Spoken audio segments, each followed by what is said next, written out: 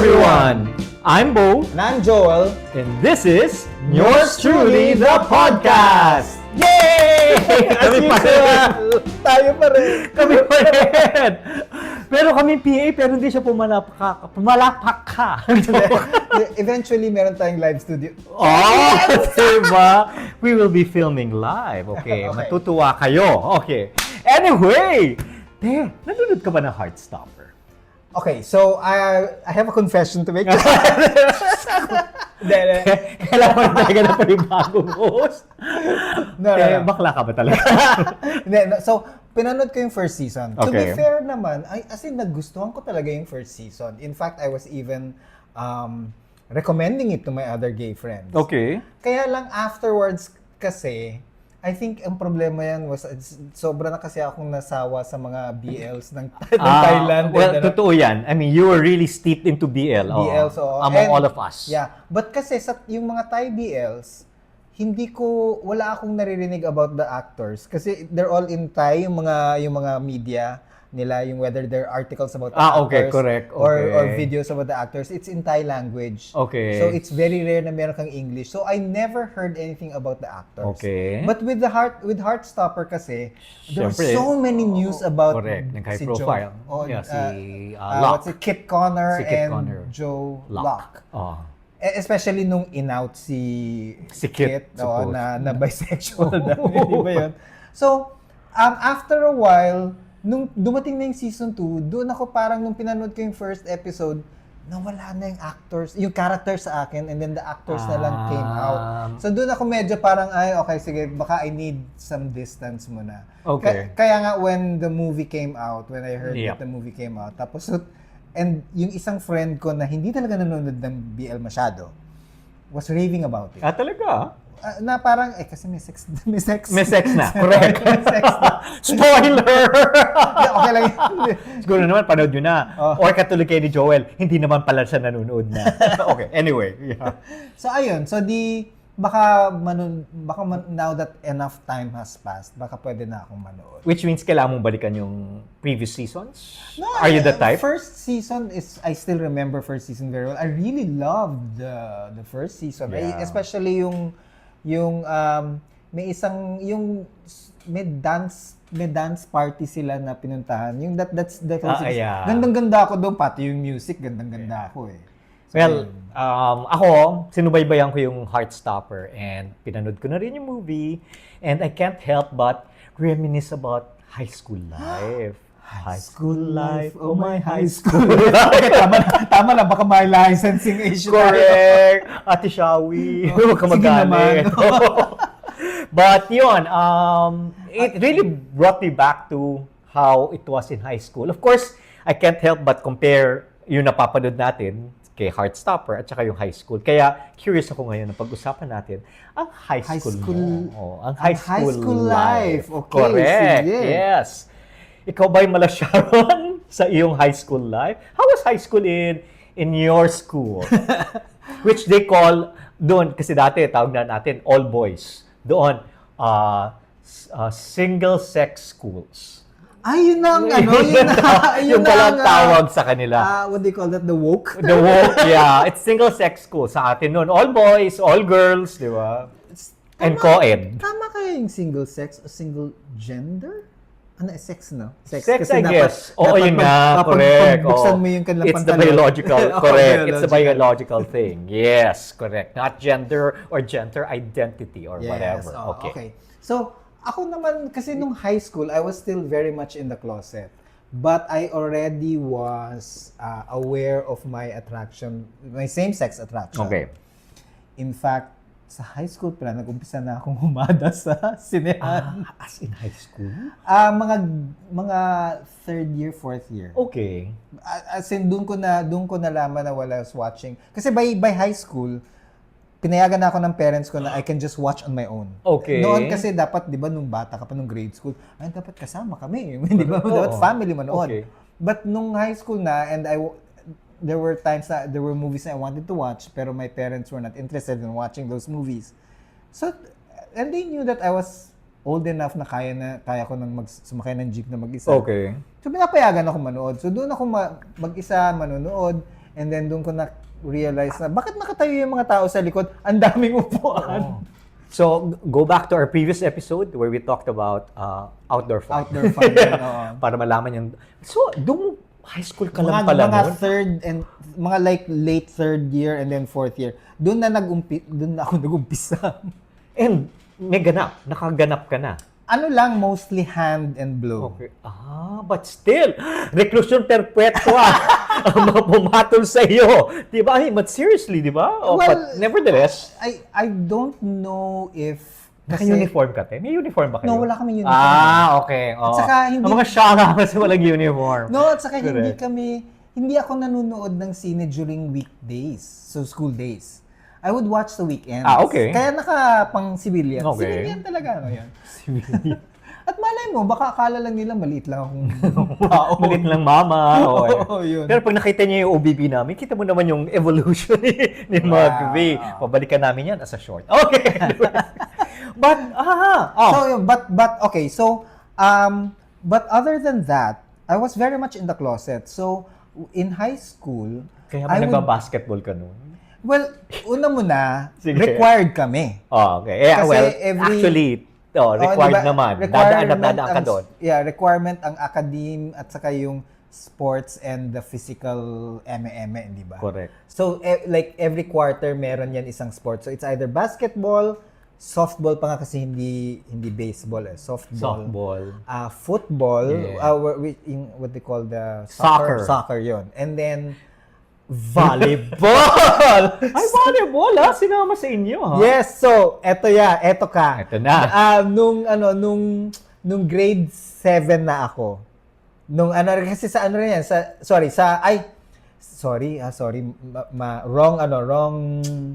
wrong memory. Grade school pala ako yung may intrams. Okay. Sa high school, hindi na siya required.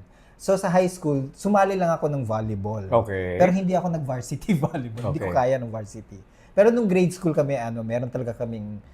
So doon ko nalaman na hindi ako pwede sa basketball. Okay. Hindi ako Definitely not basketball, pwede sa- not football, not Well, softball. football pwede na, pero kasi kung may team A, which is pinakabano, and then team D, which is pinakamagaling, laging A ako sa basketball, softball, at Pero football. naglalaro ka because you were required. Because I was required. Volleyball was the only sport I played because I wanted to. Yeah, and even siguro during snack time. Oo, talaga, as in recess! And then lunch. Pag lunch, mabilis ang lunch. And this is high school. High school, na yun, for fun na siya. Okay. Yun. Pero did you experience bullying in your school? Because there was a lot of discussion on that sa Heartstopper about bullying. So, when I was in high school kasi, since I was not out, I was in the closet. Pero nagba-volleyball. Pero, Anyway, ginajudge ko lang siya. Okay. hindi, pero kasi in our school, parang yung mga magagaling na volleyball players, hati eh. Meron mga bading at meron ding hindi. Meron din namang Especially sa varsity team. Yeah. Na talagang parang, uy, ang straight nila gumalaw at Yun. So, kaya So madaling it's not magtago. necessarily, kumbaga stereotype na ang volleyball pambex. Oo, kasi Sa amin kasi, mamaya babalikan ko. if ever there's siguro na lang, a tell, is because during break times, like recess or lunch, yun yung linalaro ko. Pero meron rin kasi kaming kasama ng mga varsity players na gusto rin nilang yung Of parang course. on their own lang na have Correct. fun. So kaya, masked. Okay. And then, I was never bullied because I was always very quiet. I was the quiet student na hindi rin naman ako masyadong mataas yung aking grades. So, I wouldn't... Kasi pag yung nasa honors ka, yun, syempre, target ka for bullying kasi lagi kang umaakyat sa stage for yung mga hindi May ako... inggit factor, ganun. I guess, or pag kunwari daw, matalino masyado, pero hindi nagpapakopya. Ganon. Tapos, hindi pa naglalaro ng sports or banu sa sports. Ayun, pwede ka nang tuksuhin na bakla. So yun na nakikita mong binubuli, tinutuksong bakla. Yes, and because of that, I made sure that I would go under the radar. So that's why it's not naman that nagpabobo ako, nagpa-low grades ako para hindi ako mahalata. Hindi lang talaga mataas yung aking grades, pero hindi rin mababa. So I was just, Okay. somewhere in the middle, so that was great. So happy na ako doon. Okay. Even though my mom was saying na dapat taasan mo pa. In my mind, I was like, no. You're okay with where you were? Yeah, oo. And then, Barkada. May barkada so yung ka ba? barkada ko was the one that had the most number of yung mga first honors. Oh, yun na. So sila, So, nabarkada ka rin Nabarkada sa mga rin ako. yun, pero kasi, pero hindi ka na-identify? because mixed rin kami, and then none of us were, at that time, wala sa amin, sa barkada na yun, was out at all. Okay. Kahit na ba meron yung, alam mong, lalamya, alam mong, yung pwede mong tuksohin talaga na bading because of kilos lang. But wala siyang sinabi or wala siyang inutter or pag, actually hindi siya masyadong matukso nga kasi nga ang taas ng grades niya. So alam mo yon. So, would you say that bullying or yung panunukso bilang bakla hindi masyadong prevalent in your school? Not in my class because I think, okay, nung grades 1 to 4, we were mixed. Pero nung grades 5, 6, 7, nasa honors class na ako. And then, all the way to high school? Yes. So, pag nasa honors class ka na kasi, so lahat naman, di ba, may matatalino na ng ganyan. So, yung aking barkada nung ano na yun, sa honors class, was a mix of yung straight acting and yung medyo malamya lang. Oo.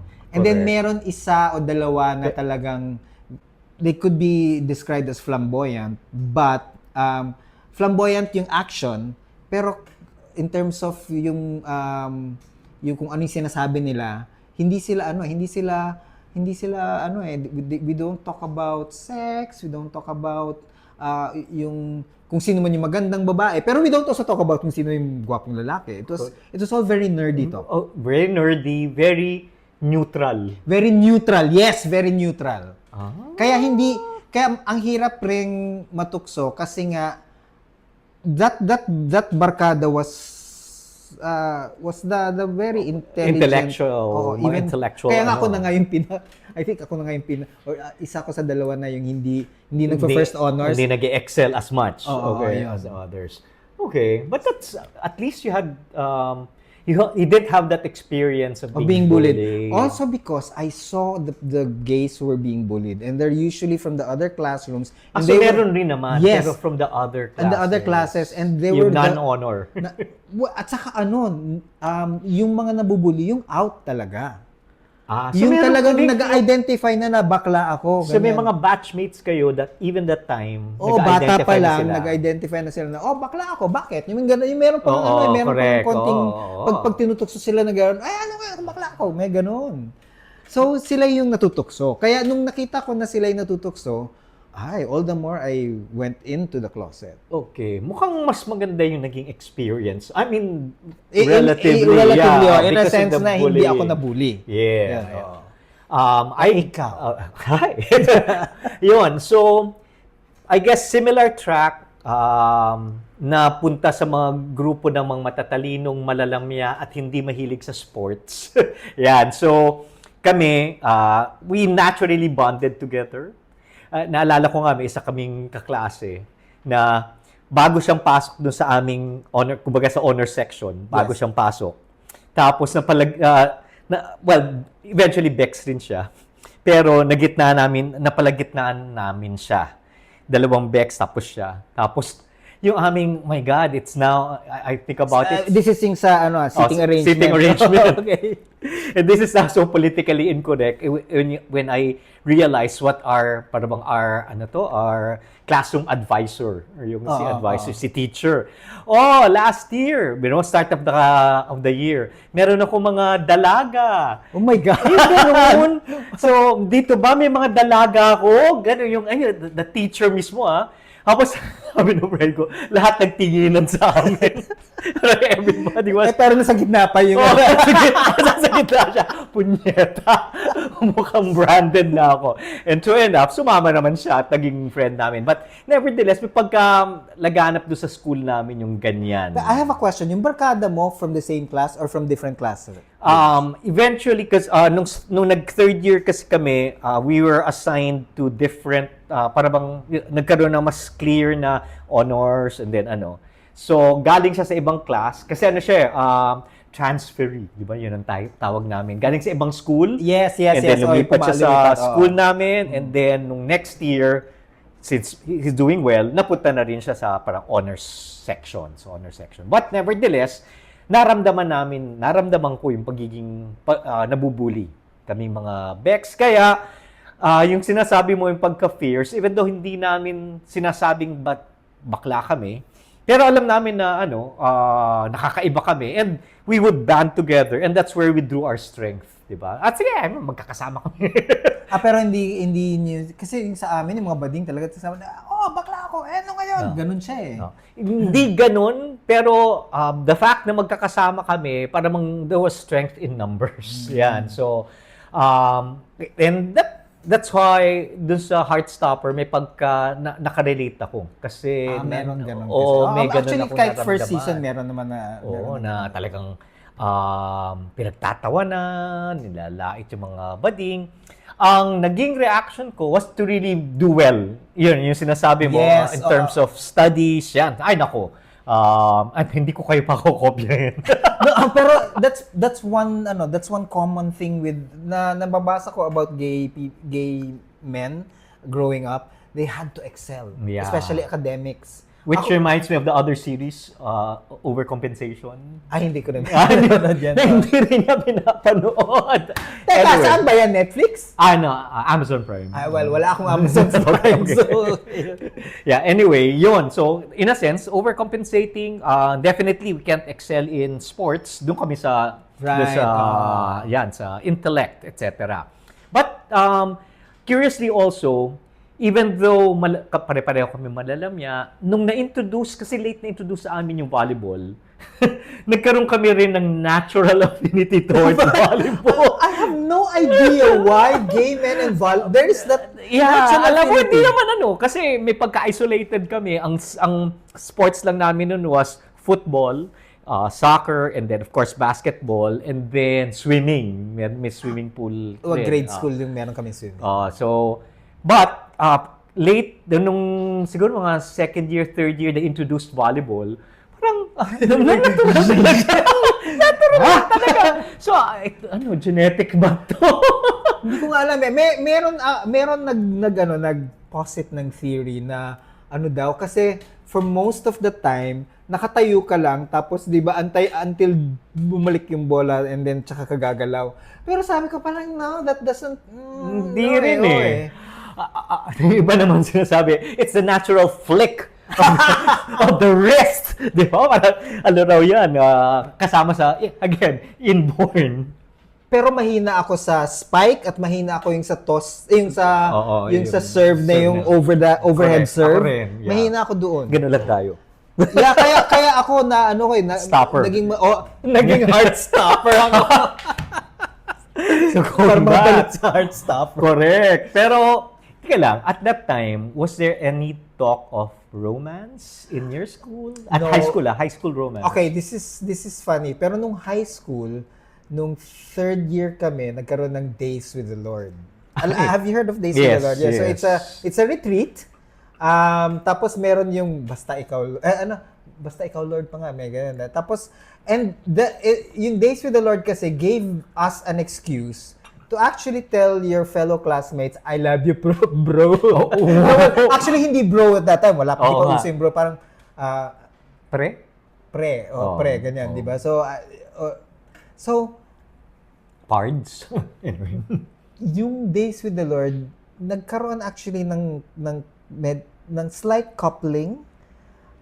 Meaning, after nag-days, meron like sa classroom namin, merong isa na talagang clearly straight guy. And then yung isa sa barkada namin, na parang together forever and never to part sila the whole time. Whether recess, lunch. Talaga? Lagi sila, yung ang close nila, tapos, kumbaga basta every time may break, sila na magsasama. Na parang, di ba, as a barkada, parang, ay, pinagpalit na tayo. May ganon. Yun. So, but it only lasted until after third year, tapos or after fourth year, tapos nung college na, wala na. It was a phase. So, it was just a phase. Pero yun. So did you think it was romantic?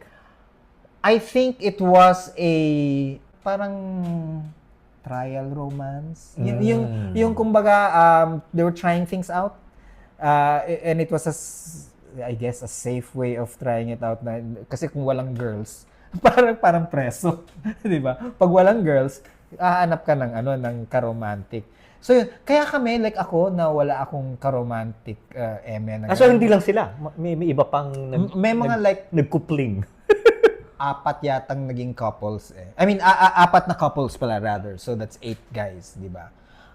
Kaming wala, parang we're like secretly inggit. I mean, years later, we're saying na parang nainggit ako. Actually, nainggit ako sa kanila. Ganun.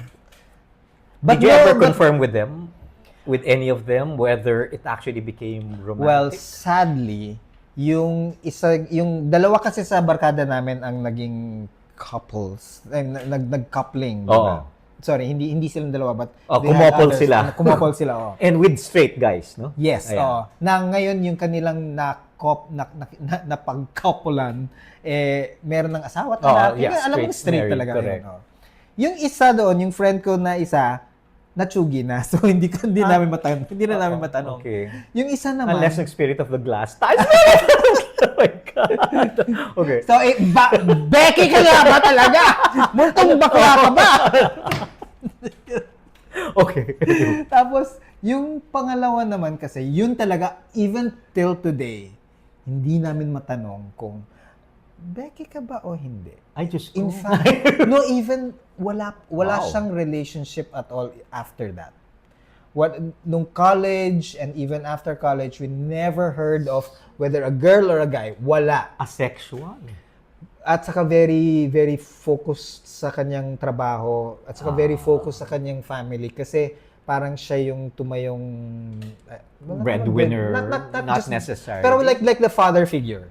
Okay. Yun. Nung family nila. So, and siya yung nag-aalaga sa nanay nila kasi namatay na yung tatay nila. So yun yung talagang focus niya. So even until now, hindi ko matanong. Hindi nyo na-establish whether there was romance. But, yung kanyang nakakopol na merong asawa at anak, correct. there are rumors that he goes on a down low. Oh, yeah, down low. Yan Uy, alam na namin yun. Explanation. Correct. Lalabas na naman yan. DL. Okay. Yun. So, but nothing confirmed. Because his straight barkada couldn't ask him. Hiwala na siya ng wife niya eh. But they couldn't ask, they couldn't ask the wife. Okay. Kasi ikaw ba, may romance ka ba nung high school? Yes. Diba? So, ang winner! Actually, mahabang kwento yan. So, I think we're going to go into a part 2 for this. Diba?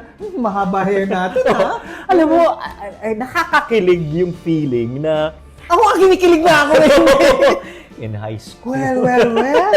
Sa kanya na ang corona. Yeah, and they were really, for me, I mean, I found them really attractive and we should have pictures of these guys. If I can only make, mamaya, papakita ko sa iyo yung ano. Tapos ilalagay ko sa...